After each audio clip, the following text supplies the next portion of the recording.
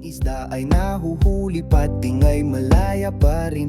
Ganyan na raw ang sistema, bakit ko pasasagarin? At sa hapag na walang laman sa kumakalam na tiyan, anong halaga ng milyones na ninakaw sa kaban ng 500 pisong bigay? Pantawid, gutom na rin, pragmatismo ang sagot kapag pag-asa'y bitin. Kaya pikit na lang, magkukunwaring walang nakita,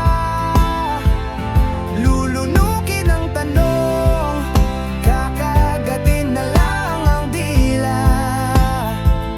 Sa mundong ang hustisya ay para lang sa mayaman, ang munting katotohanan sa takot ay nililibing na lang. Pikit mata.